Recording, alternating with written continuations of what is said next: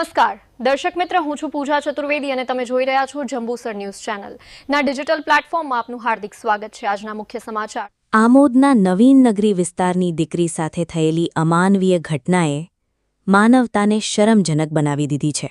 ભરૂચના શેરપુરા વિસ્તારના રહેતા પતિ દ્વારા નજીવી બાબતમાં પત્ની યાસ્મીનબેન દીવાન ઉપર ઢોરમાર મારવામાં આવ્યો હોવાનો ગંભીર આક્ષેપ સામે આવ્યો છે।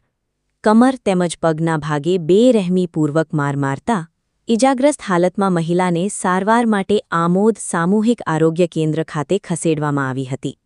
મારઝૂડ અને ડરના માહોલ વચ્ચે યાસ્મીનબેન ટ્રેનમાં બેસી નીકળી ગયા હતા, પરંતુ કરજણ રેલવે સ્ટેશન પર ટ્રેન ઊભી ન રહેતા તેઓ સીધા અમદાવાદ પહોંચી ગયા હતા। અજાણ્યા શહેરમાં આખી રાત ભય, પીડા અને આંસુઓ વચ્ચે પસાર કરવી પડી હતી। વહેલી સવારે લોકો પાસે ભીખ માંગી, હિંમત એકઠી કરી અને જેમ તેમ કરીને પોતાના વતન આમોદ પહોંચ્યા હતા। આ સમગ્ર ઘટના સાંભળીને લોકોમાં ભારે રોષ ફાટી નીકળ્યો છે। એક મહિલાને એટલી હદે ત્રાસ આપવામાં આવે કે તેને જીવ બચાવવા ઘર છોડીને ભાગવું પડે, રસ્તા ઉપર ભટકવું પડે, ભીખ માંગવી પડે, તો આ માત્ર ઘરેલું વિવાદ નથી, પરંતુ મહિલા સુરક્ષા સામેનો ગંભીર પ્રશ્ન છે।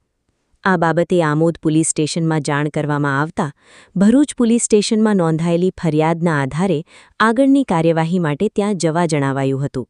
યાસ્મીનબેનના પિતા બસીરભાઈ દીવાન હવે ન્યાય માટે દોડધામ કરી રહ્યા છે। હવે સવાલ એ છે કે એક દીકરીને કેટલી પીડા સહન કરવી પડે પછી તંત્ર જાગશે? મહિલાઓ ઉપર વધતા અત્યાચાર સામે કડક અને ઝડપી કાર્યવાહી ક્યારે થશે? દોષિત સામે કડક કાયદેસરની કાર્યવાહી થાય અને પીડિત મહિલાને તાત્કાલિક ન્યાય મળે તેવી લોકોમાં ઉગ્ર માંગ ઉઠી છે। યાસ્મીન યાસ્મીન શું થયું છે તમારી સાથે? મને મારા હસબન્ડે મારી હતી। ક્યાં આગળ મારી હતી તમને? મને કમરમાં બધી તમચે માર્યા, ઘૂસા માર્યા, પગથી મને મારી। તો મેં ત્યાંથી મને બહુ જ મારી તો મેં ત્યાંથી નાહી જોઈ હતી। શું નામ છે તમારા હસબન્ડનું? સાજીદ। ભરૂચમાં કયા વિસ્તારમાં રહેતા હતા? શેરપુરા। શું કારણ મારી હતી? નહીં જેવા બાબત ઝઘડો થયો તેમાં। બીજું કોઈ હતું? ના, મારી હાથે કોઈ ના હતું બીજું। બીજી કોઈ ધમકી ધમકી આપવામાં આવી? ના, કોઈ ધમકી નહીં। મને મારી તો મેં ત્યાંથી નીકળી જ ગઈ। મારાથી માર ના સહન થયો, મેં ત્યાંથી નીકળી જ ગઈ। બસીર ઇબ્રાહિમ દીવાન। પછી ભાઈ શું ઘટના બની છે તમારી દીકરી સાથે? કાલે જમાઈનો ફોન મારી પર આવ્યો કે ભાઈ તમારી છોકરી કોઈને લઈને ના આવી ગઈ છે, તમે ઇમરજન્સીમાં આવો અને આ ખેતરોમાં અંદર આપણે જે ભરૂચ શેરપુરા ખરું ને એ ખેતરની અંદર પાછળ પહેરી ગઈ છે। એટલે હું અને મારા મિત્ર શહીદભાઈ ખરા એમને લઈને અમે લોકો પહોંચ્યા ભરૂચ પહોંચ્યા મેં ફોન કર્યો એમને એવું બધું કંથાઈ તમે પાછળ રસ્તે પહેરી જાઓ શેરપુરાવાળા એ ખેતનું રસ્તામાં લોકો પાછળ બેઠા। હું ને મારા મિત્ર શહીદભાઈ ત્યાં પહોંચ્યા ત્યારે એ ભાઈ ત્યાં ગઈ જતો હજારની અંદર બાઇક લઈને મને કીધું કે આ ખેતરની અંદર છોકરા બાટાની અંદર પહેરી ગયેલી છે। મેં ને મારા મિત્ર શહીદભાઈ આખું ખેતર ગોની નાખ્યું, મતલબ કોઈ વસ્તુ બાકી નથી રાખી। અને છોકરી 2 કલાક લગભગ અમે કોઈ મહેનત કરી પણ ના મળી। ત્યાર પછી મેં એ જમાઈને એવું કીધું મૂકું તમે FIR કરાવી આવો ભરૂચ 532 જઈને મોટી મેલ પર જઈને હું કે પોલીસ સ્ટેશન ત્યાં આગળ જઈને એમને ત્યાં કેસ કરવા મોકલી દીધા। હવે એમને કેસની અંદર હું લખાયું છે હું નહીં એ અલ્લાહ ખબર।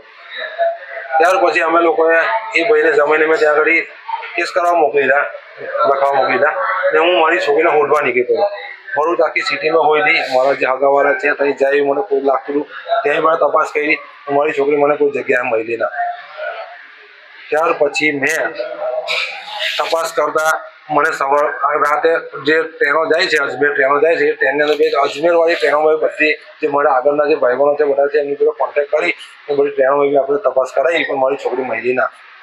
ત્યાર પછી સવારમાં આ બનાવો સવારમાં મને ખબર પડી, આપણે લગભગ હમણાંની વાત છે, અડધો કલાકની વાત છે ને આ છોકરી અહીંયા આગળ આવી।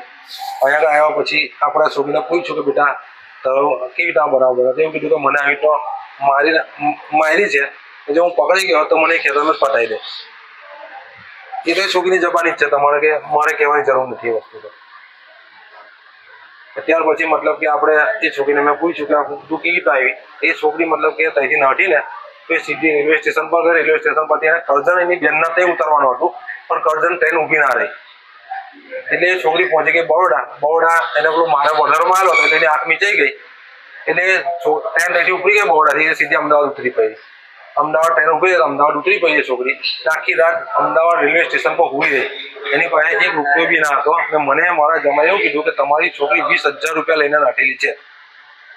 તો 20,000 રૂપિયા લઈને નાઠેલી છે તો પૈસાની પાસે હોવા જોઈએ. હવારે મેં છોકરીએ રેલવે સ્ટેશન પર ભીખ માંગીને પૈસા ભેગા કરીને હમણાં એ દવાખાનામાં છે. એ તમે જોઈ શકો લાગે. આ બાબતે તમે ફરિયાદ કરી છે હવે? મેં ફરિયાદ નથી કરી. હું હમણાં અમોદ પોલીસ સ્ટેશનમાં ગયો હતો ફરિયાદ કરવા. એવું કીધું કે ભાઈ તમે કાલે જે એફઆઈઆર ફડાવી હતી ભરૂચની અંદર ત્યાં તમારે એફઆઈઆર ફડાવી પણ ત્યાં તમારે જવું પડે. એટલે અહીંયા અમોદ પોલીસ સ્ટેશન આપણું કોઈ વસ્તુ ચાલ્યું ના અને કોઈ વસ્તુ લીધી ના. હવે આગળની કાર્યવાહી તમને પ્રેસ રિપોર્ટર જાવેદભાઈને બોલાવ્યા છે. હવે તમે જે કરો તે